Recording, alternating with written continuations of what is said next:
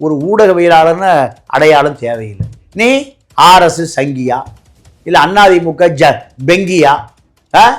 அப்போ திமுகவை மட்டுமே எதிர்ப்பது உன்னுடைய நோக்கம்னா அப்போ நீ யார்? உன்னை யார் ஏவுகிறார்கள்?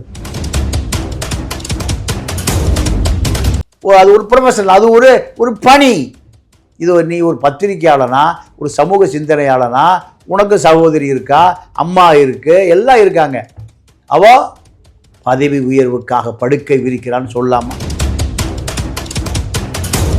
ஒரு சாரராக எடுப்பார் கை கூலியாக. இப்ப எப்படி கூலிப்படை பார்த்து நீ பயப்படுற? நீ பத்திரிகை கூலிப்படை. பத்திரிகை காண எவன் பாஸ் கொடுத்தாலும் அடிப்பணி. பணி உயர்வு பதவி உயர்வுனா நாங்கள் கமிஷனர்கிட்ட அந்த புறத்தில் போயிட்டு வந்தோன்னு சொன்னேன் சகோதரா. பெண் போலீஸ் அவர் கேட்டதாக எனக்கு நிறைய நண்பர்கள் சொன்னாங்க. அப்போ அதெல்லாம் தவறு. அதனால் சவுக்கை பொறுத்த வரைக்கும் தன்னுடைய வாயை வாடகைக்கு விடக்கூடாது. நீங்கள் சீமானுக்கு 2ஆம் கட்ட தலைவர்களாக யாரையுமே வளர்த்தி விடாது. அவரோடு இருந்த ராஜீவ் காந்தி, கல்யாண சுந்தர் 2 பேரும் கட்சி விட்டே வெளியேறிட்டாங்க. என்ன காரணம்னா அவருக்கு ஓட்டு முக்கியம் இல்லை, நோட்டு தான் முக்கியம். இதுதான் இந்த சீமானுடைய வரலாறு. இப்போ விஜய்க்கு அத்தனை கூட்டமும் விஜய்கிட்ட போயிடுச்சு. சீமான்கிட்ட ஆளே இல்லை. இந்த 2026 தேர்தலில் நீங்கள் 3% ஓட்டு வாங்கினா பெரிய விஷயம். ஆங்கில பத்திரிகையில் வேலை பார்த்த 2 சகோதரிகள். யாரால அங்கே வந்த கூட்டம்? யார்? எந்த கூட்டம்? காட்டு முராண்டி கூட்டம். நீங்கள் NTTV ரிப்போர்ட்டர் செய்தி வாசிட்டு போகிறான் இங்கிலீஷில், பார்த்தீங்கல்ல? இவன் துண்டை கட்டி அவன் தோளில் போடுறான். ஏண்டா ஒரு நிருபருக்கான மரியாதை என்னடா? அவன் என்ன தாவ கட்சி உறுப்பினர் அவன்? அப்போ உனக்கு இது என்ன கூட்டம்? காட்டு முராண்டி கூட்டம். எண்ணெயை வழுக்கு மரம் ஏற எண்ணெயை தடவை வைக்கிற ஏறுறான், பவுசை தூக்கி தெருவில் வீசுறானா இல்லையா? அப்போ இப்படி ஏதாவது கட்சி உலகத்தில் கேள்விப்பட்டிருக்குமா? தமிழர்னாலே காரி துப்புறான் உலகத்தில்.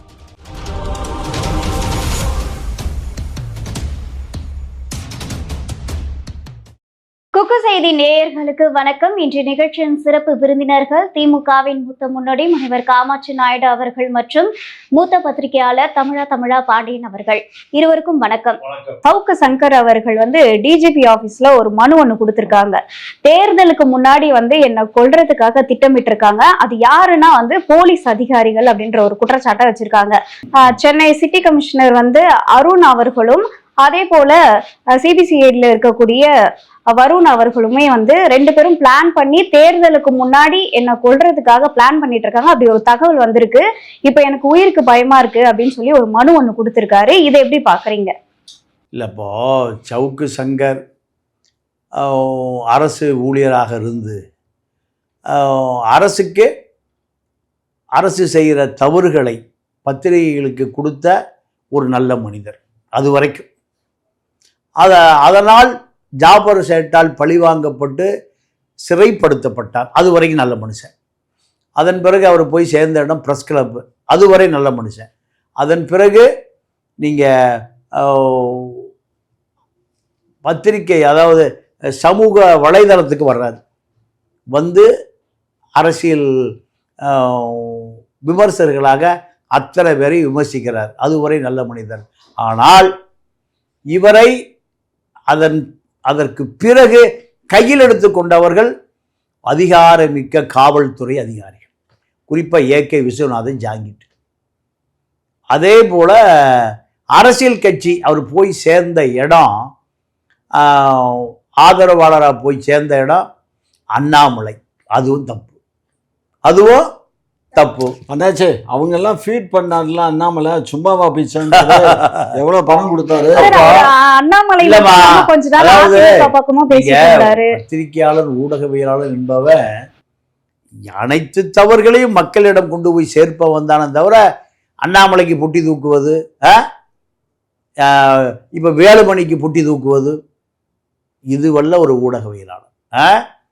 தேனியில கைது செய்யப்பட்ட உடனே கோயம்புத்தூர் கோர்ட்டில் 50 வக்கீல் சவுக்கு சங்கருக்கா நிற்கிறான். யாரு? வேலுமணி ஏற்பாடு. வேலுமணி மீது 750 வழக்கு நிலுவையில் இருக்கு. 5 லட்சம் கோடி திருடியதாக அரப்பூர் ஜெயராம வழக்கு நிலுவையில் இருக்கு இன்னைக்கு வரைக்கும். பல கோடி கொள்ளை. அப்போ நீ யாருக்கு பின்னாடி நிற்கிற? வேலுமணிக்கு பின்னாடி நிற்கிற.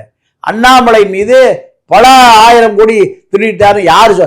அவர் கட்சியை சேர்ந்த மாரிதாசும் கிஷோர் கே சாமியும் கல்யாண ராமனுமே இப்ப போட்டு வெளுக்கிறாங்க அண்ணாமலைக்கு பின்னாடி. நீ யாரோடு நிற்க கூடாதோ அவர்களோடு நிற்கிற.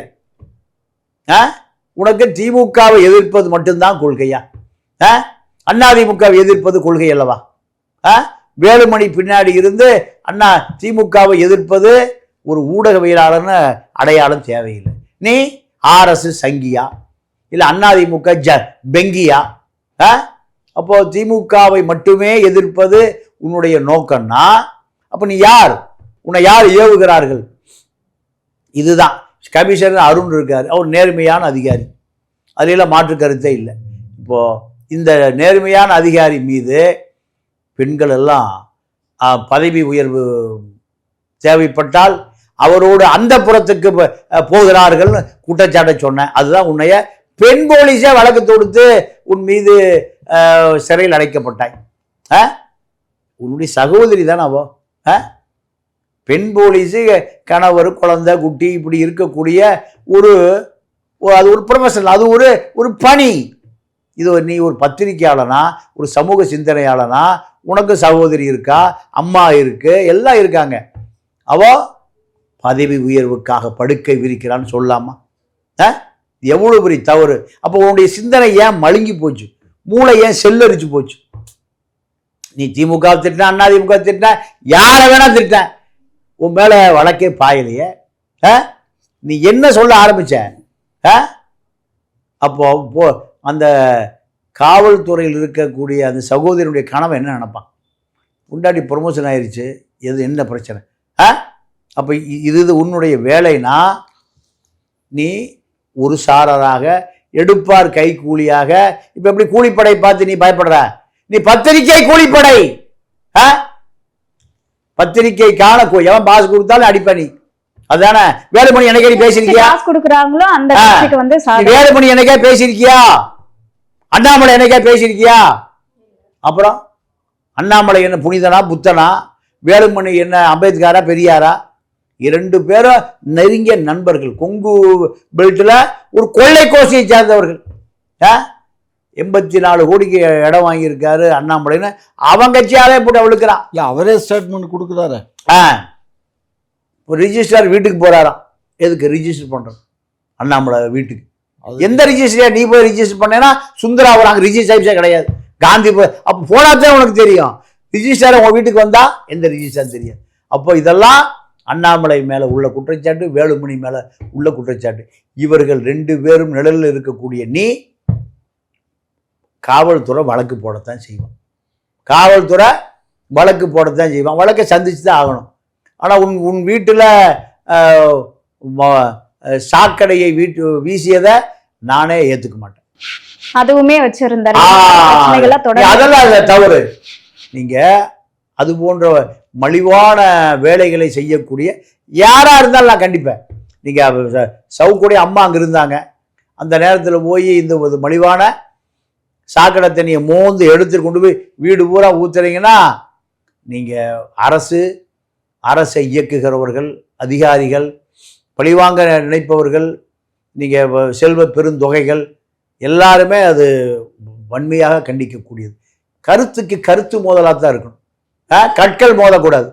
இன்னொரு குற்றச்சாட்டுமே வச்சிருந்தார். கடந்த முறை கைது செய்யப்பட்ட போது ஜெயிலேயே என்ன ரொம்ப கொடூரமா தாக்குறாங்க. அதனால 3 இடத்துல எனக்கு எலும்பு முறிவு எல்லாம் ஏற்பட்டது. இதனால உயிருக்கு மிக ஆபத்தான நிலையில நான் இருக்கேன் அப்படின்னு அவர் சொல்லியிருந்தார். இல்ல அதெல்லாம் சிறையில் அவர் இருக்கு. அவருக்கு சுகர் பேஷண்ட்டுமா. அவரு ஒரு ஆக்சிடென்ட்ல அவருக்கு உடம்பு சின்ன ஒன்று ஆகிப்போச்சு.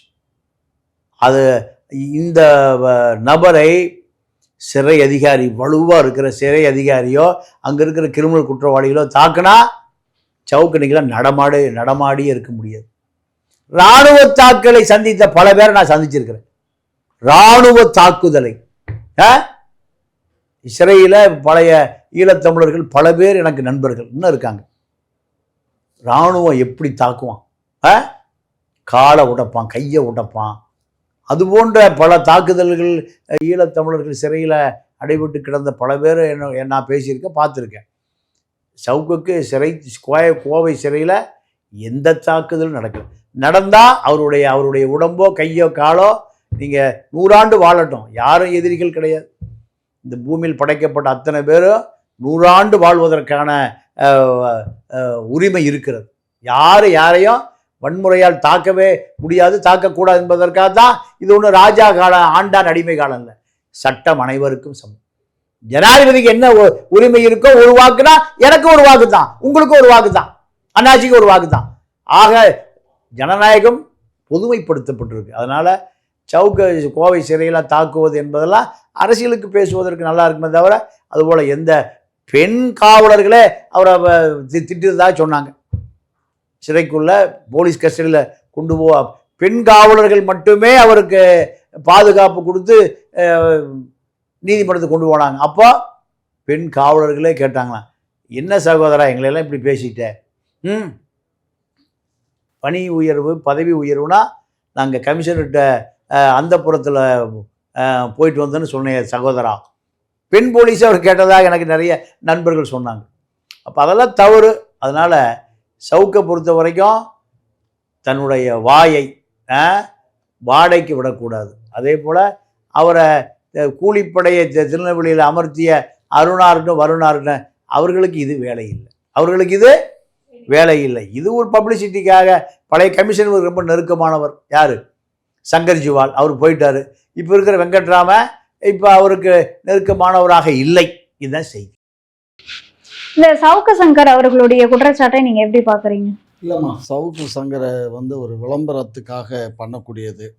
அவருக்கு இப்போ நிறைய எதிர்ப்புகள் அதிகமாக வாழ்து. ஏன்னா பாரதிய ஜனதா கட்சியிலையும் காசு வாங்கினாரு, அதிமுகலையும் காசு வாங்கினாரு, இன்னும் சொல்ல போனா திமுகலையும் காசு வாங்கினாரு. இப்ப சமீபத்துல விஜயை பத்தி நல்ல விதமா பேசிக்கிட்டு இருக்காரு. விஜய்ட்டையும் காசு வாங்கிட்டார்ல, அது ஆதவ அர்ஜுன் கொடுத்தாருலம்மா.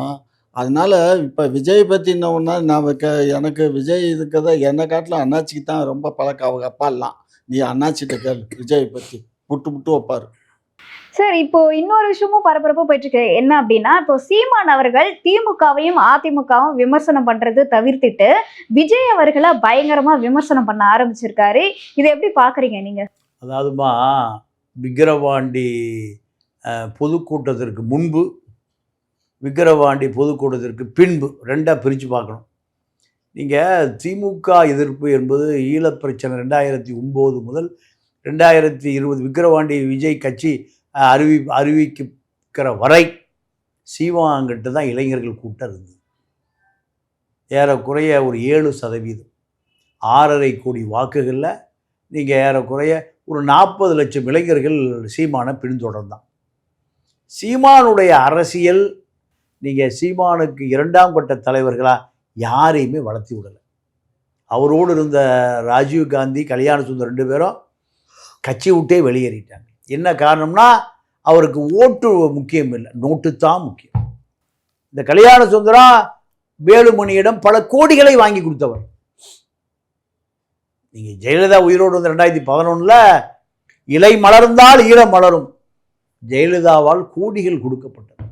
அதனால தான் அவர் அதிமுகவுக்கு ஆதரித்து பிரச்சாரம் பண்ண. முத்துக்குமார் இருந்தார். முத்துக்குமாருடைய மரணம் மர்ம மரணம், அது இன்னும் விசாரிக்கப்படவில்லை. அதுக்கு சீமானுக்கும் நெருங்கிய தொடர்பு இருக்குது. நீ அந்த சகோதரியுடைய கணவர் தான் சாட்டை, சீமான் தான் கல்யாணம் பண்ணி வச்சார். சீமான் தான் கல்யாணம். அது பெரிய ஈழ ஆதரவாளர்கள், மிகப்பெரிய தியாகி குடும்பம். முத்துக்குமாருடைய மனைவி குடும்பம் நம்ம அண்ணன் காளிமுத்து திராவிடர் கழகத்தில் ஒரு மூத்த உறுப்பினர். அதனால் நம்ம அது விமர்சனம் பண்ணக்கூடாது.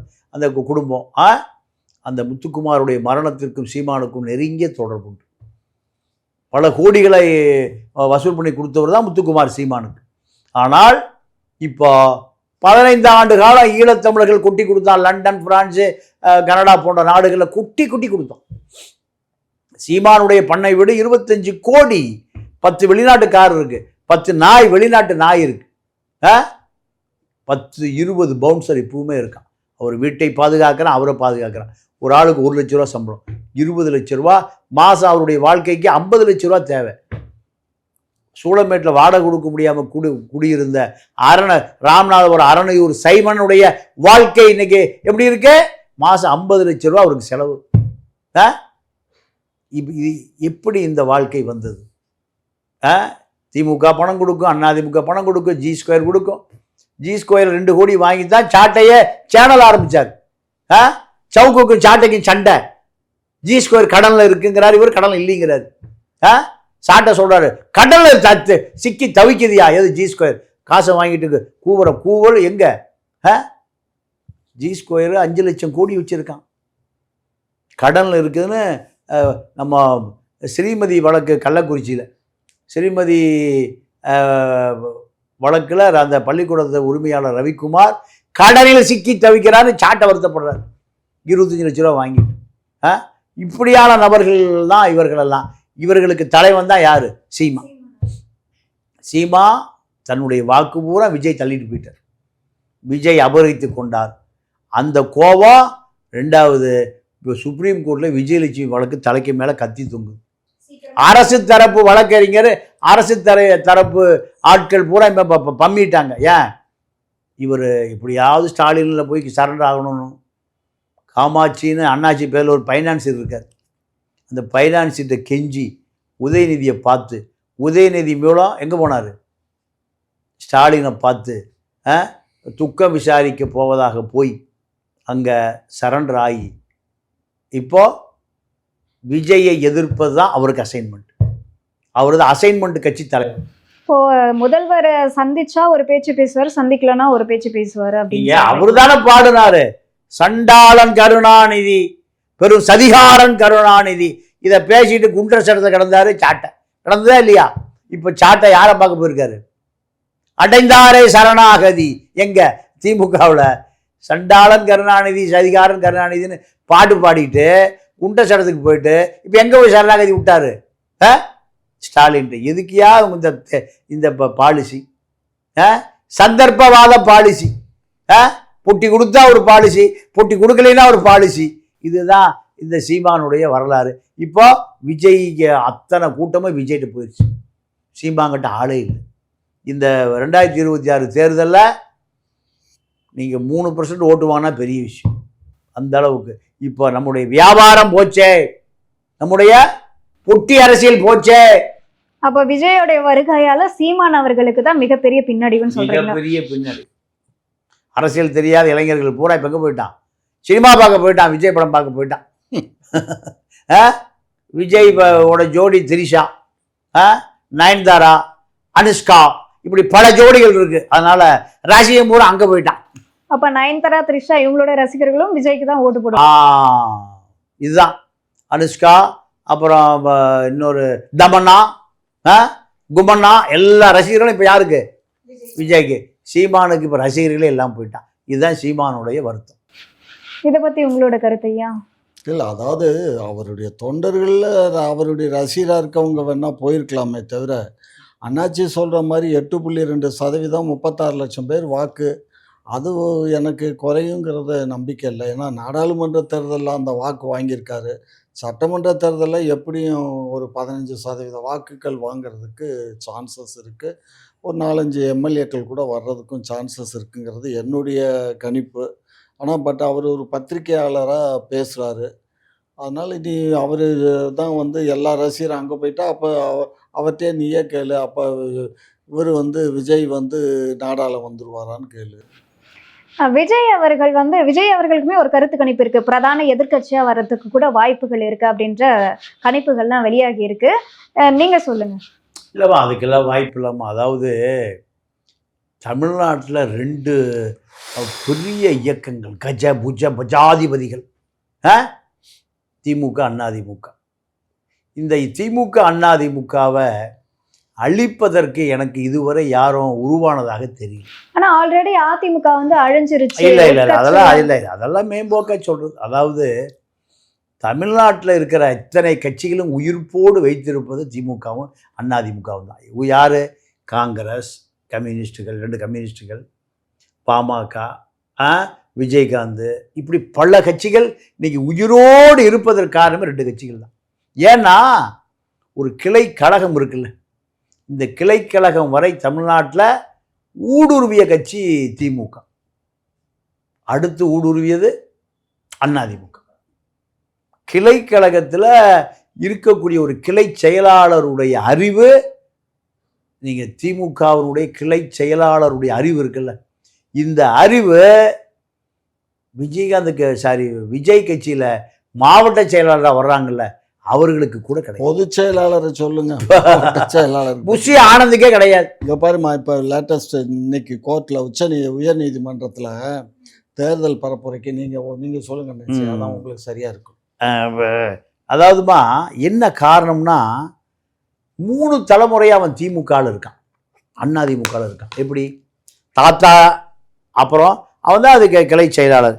தேர்தல் பரப்புரைக்கு பாரபட்சம் அனுமதி வழங்க ஹைகோர்ட் உத்தரவிட்டுள்ளது. அனுமதி விவகாரம் தொடர்பாக தாவேகா தொடர்ந்த வழக்கை விசாரித்த கோர்ட் சேதமடையும் போது பொது சொத்துக்கு இழப்பீடு வசூலிக்கும் வகையில் விதிகளை வகுக்கவும் அரசுக்கு ஆணையிட்டுள்ளது. மக்கள் சொத்து தானே, கரெக்ட் தானே. மேலும் கட்சியின் கூட்டத்தை கட்டுப்படுத்தும் கடமை அதன் தலைவருக்கே உள்ளதாகவும் அசம்பாவிதங்களுக்கு அவரே பொறுப்பேற்க வேண்டும் என்று எச்சரிக்கை. நியாயம்தான். நீதி அரசர்கள் சரி, நீதிமன்றம் மட்டும் ஒன்றும் இல்லைன்னா இந்த நாட்டில் யாருமா ஆயிரக்கணக்கான வேற விமான நிலையத்துக்கு வர சொன்னது? அறிவு வேண்டாமா இந்த தலைவனுக்கு? விமான நிலையம் இல்ல, விமான நிலையத்துக்கு எத்தனை பேர் வருவாங்க போவாங்க? அவசர ஆத்திரத்துக்கு வெளியூர் போறவன், வெளிநாடு போறவன், உன்னுடைய ரசிகர் எங்க வர சொல்லிருக்கணும்? எல்லாம் மைதானத்துக்கு வாயா, எங்க மரக்கடை மைதானத்துக்கு வா, இல்ல விரவு கடை மைதானத்துக்கு வா. இங்க ஏர்போர்ட்டுக்கு முன்னாடி ஏன் கூட்டுற? விமான நிலையம் மக்களுக்கு சொந்தமானது. விமான நிலையம், ரயில்வே ஸ்டேஷன், பஸ் ஸ்டாண்ட் எல்லாம் யாருக்கு சொந்தமானது? கட்சிக்காரங்க சொந்தமானதா? எந்த கட்சியாவே இருக்கட்டும், பொதுமக்கள் பாவம் குழந்தை குட்டியோடு போவான் வருவான், திட்டமிட்டு இருப்பான், 1 மாதம் டிக்கெட் எடுத்திருப்பான், 14 டிக்கெட் எடுத்திருப்பான். அவனுக்கெல்லாம் எவ்வளவு இடையூறு. நீ என் தொண்டை யாரும் விமான நிலையத்துக்கு வரக்கூடாது சொல்லியிருக்கணுமா? இப்ப இதுல இன்னொரு கேள்வியுமே எழும்புது. இப்போ தொண்டர்களை கட்டுப்படுத்த முடியும், ஆனா ரசிகர்களை கட்டுப்படுத்த முடியாது அப்படின்னு சொல்றாங்க இல்லையா? தொண்டரும் இந்த நாட்டு சட்டப்படி குடிமகன் தான், தலைவனும் குடிமகன் தான், ரசிகன் இங்கே தொண்டை. இது ஒரு காட்டு அடி கூட்டம். நீங்க நான் இதெல்லாம் வெளியே சொல்லலை, பல இடங்கள் பல இடங்கள் நான் சொல்லலை. பெண் நிருபர்கள் மானபங்கப்படுத்தப்பட்டிருக்கிறாங்க, அடிச்சு சொல்றேன். இல்லைன்னா நீ விஜய் கட்சி எனக்கு நோட்டீஸ் அனுப்பு, பேரு வாரியா சொல்றேன். அந்த சகோதரிகளுடைய பாதுகாப்புக்கான பேர் சொல்லாம இருக்கு. ஆங்கில பத்திரிகையில் வேலை பார்த்த 2 சகோதரிகள். யாரால அங்க வந்த கூட்டம்? யார்? எந்த கூட்டம்? காட்டு முராண்டி கூட்டம். நீங்க NTTV ரிப்போர்ட்டர் செய்தி வாசிட்டு போறான், இங்கிலீஷ்ல பாத்தீங்கல்ல? துண்டை கட்டி அவன் தோல்ல போடுறான். ஏண்டா, ஒரு நிருபருக்கான மரியாதை என்னடா? அவன் என்ன தாவே கட்சி உறுப்பினர் அவன்? அப்போ உனக்கு இது என்ன கூட்டம்? காட்டு முராண்டி கூட்டம். ஒரு நிருபருக்கான மரியாதை கொடுக்க தெரியாம ஒரு துண்டை கட்டி அவன் தோல்ல போட்டு, டேய் நீ ஏன்டா எங்க வந்தேன்னு கேட்கறான் ஒருத்தன். என் தலைவனை பார்க்க நான் வந்திருக்கேன், நீ ஏன்டா அங்கே வந்தீங்கன்னா? ஒரு பத்திரிக்கையாளர் வராமல் எவன்டா வருவான்? அங்கே பத்திரிக்கையாளர் கேலரியை உட்கார இடம் இருக்குல்ல, அங்கே பூரா கட்சிக்காரர் உட்காந்துட்டான். நிருபர்களுக்கு இடமே இல்லை. பெண் நிருபர்கள் தவிச்சு போயிட்டாங்க. இதெல்லாம் யாரு ஒழுங்குபடுத்தணும்? இதெல்லாம் விஜய்க்கு தான் இந்த அறிவு வேணும். பொதுமக்களை பற்றி உன்னை பார்க்க வர காட்டு கிரீஸை தடவி வைக்கிறான், அப்புறம் ஏறுறான். எண்ணெயை வழுக்கு மரம் ஏறுற எண்ணெயை தடவி வைக்கிற ஏறுறான், பவுசை தூக்கி தெருவில் வீசுறானா இல்லையா? அப்போ இப்படி ஏதாவது கட்சி உலகத்தில் கேள்விப்பட்டிருக்குமா? தமிழனாலே காரி துப்புறான் உலகத்தில். வட இந்தியாவில் இதை பார்த்துட்டு என்னடா ஒரு நிருபர் செய்தி கொடுத்துட்டு போகிறான், துண்டை கட்டி தோளில் போட்டு என் கட்சி தான் நீங்கிறான். அப்போ அவனுக்கு அரசியல்லாம் என்னென்னு சொல்லி கொடுக்கல, மனிதாபிமானம் சொல்லி கொடுக்கல, நிருபர்னா அவனுடைய கடமை என்னன்னு சொல்லி கொடுக்கல, எதுவுமே சொல்லி கொடுக்காத அடிப்படை அறிவே இல்லாத ஒரு கூட்டம் ரசிகர் மன்றமாக வந்திருக்கான். அவனை எப்படி அரசியல் மையப்படுத்துவது? அதற்கு தலைவனுக்கே அரசியல் தெரியலையே. 25 வருஷம் சினிமாவில் தான் இருந்தேன், உனக்கு தமிழ்நாட்டில் இருக்கிற தலைவர்கள் யாருக்குமே தெரியல. உன் கூட இருக்கிற அத்தனை பேரும் கள்ளலாற்றி ஆதவ் அர்ஜுன் சபரீஷன்கிட்ட பங்கு தகராறு வெளியே வந்து திருமாவளவன்கிட்ட போய் இப்போ விஜய்கிட்ட போயிருக்கேன். உனக்கு என்ன கொள்கை இருக்குது, உனக்கு என்ன கோட்பாடு இருக்குது? உன் மாமனார் மீது சிபிஐயில் பல 100 வழக்கு இருக்குது. மாமனாருடைய பணம் தான் உனக்கு அரசியல். நீ ஒரு ஐடி விங் வச்சுருக்க, அது விஜயை முதலமைச்சராக்குவதற்கு. இப்போவே அங்கே பேசிக்கிறாங்களாம், நீ ஃபைனான்ஸ் மினிஸ்டர், நான் ரெவன்யூ, நீ பிடபிள்யூ, நீ ஹைவேஸ், இப்படி பல பேர் வந்துட்டு காணாமல் போயிட்டான். விஜயகாந்த் வந்தார், பண்டுட்டியோடு வந்தார், காணாமல் போயிட்டார். சிவாஜியே கட்சி ஆரம்பித்தார். தமிழக முன்னேற்ற முன்னணி எல்லாம் பிரச்சாரம் முடிஞ்சு அவர் ஊர் சூரக்கோட்டையில் வந்து பிரச்சாரத்தை முடிக்கிறார். சிவாஜி உயிரோடு இருக்கும்போது டீ கடைக்காரன்ட்ட டீயை வாங்கி குடிச்சிட்டு சொல்கிறார், கட்சி வண்டி வாகனம் காரு நிற்கிது. டேய் யாருக்கடா ஓட்டு போடுவேன்? ஐயா உங்கள் ரசிகரியாண்ணா, உங்கள் படம் வந்தால் உடனே பார்த்துருவேன். போட்டுறா ஓட்டா? இல்லையா, ஓட்டு எம்ஜிஆர் தாயா போடுவேன். யாருக்கு? ரெட்டை இலைக்கு. அடா பாவி, எனக்கு போட மாட்டியா? இல்லையா போட மாட்டாயா. உங்கள் படம் பார்ப்பையா? அங்கேயே கட்சியை கலைச்சிட்டு ஊருக்கு வந்துட்டார். அங்கேயே கட்சியை கலைச்சிட்டாரு. போச்சுமா, கட்சியை கலைச்சிட்டார். சிவாஜி நடிப்பிசையில் அவரை மிஞ்ச ஆளே இல்லை. ரஜினிக்கு கட்சியே ஆரம்பிக்கலை. கமல் கட்சி டார்ச் லைட்டு பேட்டரியே இல்லை, வெளிச்சமே இல்லை. ஒரு எம்பி சீட்டை வாங்கிட்டு அறிவாலயத்தில் துண்டை விரித்து படுத்துட்டார். இதாண்டா நமக்கு கடைசி பாதுகாப்புன்னு. இப்படி பல பேர். கார்த்திக் கட்சி ஆரம்பித்தார், காணாமல் போயிட்டார். அடுத்த முதலமைச்சர் நான் தான். யார்? ராமராஜன். கரகாட்டக்காரன் 100 நாள் ஓடிச்சு தமிழ்நாடு முழுக்க. தமிழ்நாட்டில் அடுத்த எம்ஜிஆரே நான் தான், அடுத்த பாக்யராஜ் நான் தான். எல்லாம் பல பேருக்கான. கடைசியை வந்து ஒரு சரத்குமார் ராத்திரி 3 மணிக்கு எழுந்திரிச்சு போய் பிஜேபியில் சேர்த்துட்டார். 3 மணிக்கு கனவு வந்திருக்கு. மாமியார் கேட்குது, ராதிகா அம்மா, மாப்பிள்ளை நீங்கள் முதலமைச்சர் எப்போ மாப்பிள்ளை ஆவீங்க? அடுத்த நூற்றாண்டு கண்டிப்பாக ஆயிரம் வந்துட்டார். விஜயகாந்த் காணோம். இப்படி இந்த பட்டியலில் விஜயும் தமிழக அரசியலில் கூடிய விரைவில் இருப்பாரா மாட்டாரா என்பதை காலம்தான் முடிவு. விஜய் அவர்களுடைய கட்சி சார்பா என்ன சொல்றாங்க அப்படின்னா, இந்த திமுக திட்டமிட்டு கடைசி நேரத்துல கடுமையான நிபந்தனைகளை எங்களுக்கு விதிக்கிறாங்க அப்படின்ற குற்றச்சாட்டை வைக்கிறாங்க. நாங்கள் என்னமா விதிச்சோம்? இப்போ தான் நாங்கள் இப்போ பார்த்தே இல்லை, ஹைகோர்ட்டில் சொல்லியிருக்குல்ல, அந்த சட்டத்திட்டத்தின்படி நாங்கள் தர்றோம், அவங்க அதுபடி நடந்துக்கிறட்டும், அவ்வளோதான். நாங்கள் ஒன்றும் அவர் மேலே அபாண்டமாக குற்றம் சாட்டலை. ஐயா சொன்ன மாதிரி ஏர்போர்ட்டில் வந்து அவ்வளோ கூட்டம் வந்து அவ்வளோ பேரிகேட் எல்லாம் உடைச்சிட்டு உள்ளே போனால் அந்த உள்ளே இறங்கின பேசஞ்சர்ஸ் எல்லாம் எப்படி போனாங்க, என்ன வேணாங்க? கொஞ்சமாவது மனித நேயத்தோட மனித அபிமானத்தோடு இதெல்லாம் நினச்சி பார்க்கணும். அதே மாதிரி அந்த ரோடுகளில் எல்லாம் 6 மணி நேரம் 7 மணி நேரம் வந்து டிராஃபிக் இடையூறாக இருந்தால் இவங்களுக்கு கொடுத்தது அந்த இடத்துல பேசுகிறதுக்கு அரை மணி நேரம் 20 நிமிஷம், அரை மணி நேரம் தான். அந்த அரை மணி நேரத்தில் அந்த கூட்டங்கள் வெக்கேட் ஆகிருக்கணும்ல, வெக்கேட் ஆகலையே. பின்னாடியே தொடர்ந்து போனால் அப்புறம் என்ன அர்த்தம்? கண்டிப்பாக அதுக்கு தான் நாங்கள் கொடுக்க மாட்டோம்னு சொன்னோம். இப்போ நீதிமன்றத்தில் போய் உத்தரவு வாங்கியிருக்காரு. நீதிமன்றம் கரெக்டாக சொல்லிருச்சு, இதெல்லாம் நீ தான் பார்க்கணும், நீ தான் பொறுப்பு, நீ தான் கிளியர் பண்ணணும்னு. பண்ணிட்டு வரட்டும் அவர். இங்கே பாருமா, எங்களுக்கு விஜய் மீது எந்த விதமான காழ்ப்புணர்வு இல்லை. பொதுமக்களுக்கு இடையூறு பண்ணாமல் பார்த்துக்கிறது ஒரு அரசனுடைய கடமை. பொதுமக்களுக்கும் இடையூறு இருக்கக்கூடாது, பொது சொத்துக்கும் இடையூறு இருக்கக்கூடாது. அதை பாதுகாக்கிறதுக்காகத்தான் நாங்கள் அரசு அமைச்சு அரசு பணியை செய்கிறோம். அதை நீங்கள் பாதுகாப்பாக பண்ணால் நீங்கள் எத்தனை கூட்டம் வேணாலும் பேசுங்க, எங்கே வேணாலும் பேசுங்க, பெர்மிஷன் ஆட்டோமேட்டிக்காக காவல்துறை கொடுக்கும். சரியா? அதுதான் உண்மை. உங்களோட நேரத்தை ஒதுக்கி பல்வேறு கேள்விக்கு விளக்கம் அளிச்சிருக்கீங்க, அதற்கு நன்றி. நன்றி, வணக்கம்.